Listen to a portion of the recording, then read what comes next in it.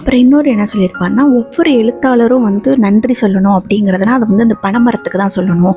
பனைமரம் வந்து கூட்டமாகவே இருந்தாலும் அது ஏதோ ஒரு தனியாக இருக்கிற ஃபீல் மாதிரியும் ஆனால் ஒரு கம்பீரமாகவும் இருக்குது அப்படின்னு சொல்கிறாரு. பனை ஓலை இருக்கு இல்லையா, அப்போல்லாம் வந்து அந்த பனை ஓலையில் தானே எழுதுவாங்க.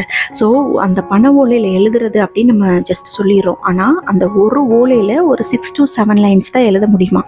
இப்போ வந்து நிறையா என்ன சொல்கிறது, ஜெராக்ஸ் வந்துருச்சு, அதுக்கப்புறம் ரீடிங் வந்து டிஜிட்டல் ரீடிங் பண்ணுறோம். இந்த மாதிரி அதாவது வாசிக்கிறது அப்புறம் எழுதுறதெல்லாம் கிடையாது, நோட் பண்ணிக்கிறோம், டைப் பண்ணிக்கிறோம், இந்த மாதிரிலாம் பண்ணிக்கிறோம்ல.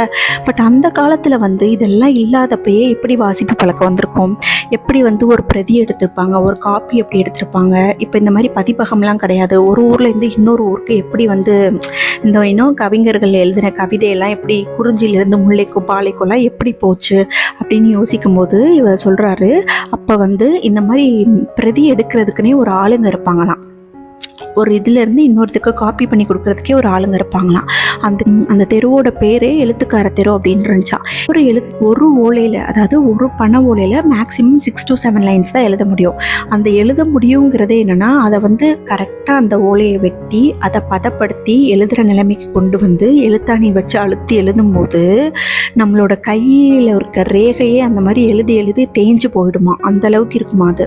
ஸோ இப்போ வந்து நம்ம ஈஸியாக டைப் பண்ணிட்டு போகிறோம். ஸோ அப்போ வந்து அவர் சொல்கிறாரு, இப்படி எழுதி எழுதி எழுதி ஒவ்வொரு இதுலேயும் 6 to 7 லைன்ஸில் எழுதிட்டு இருக்கும்போதே நம்ம கை ரேகைலாம் போயிடுதுன்னு சொல்கிறோமே, அப்போ எவ்வளோ பெரிய காவியமான சிலப்பதிகாரம், மகாபாரதத்துல எல்லாம் எழுதின கை என்ன நிலைமைக்கு ஆயிருக்கும் அப்படின்னு சொல்லியிருப்பார்.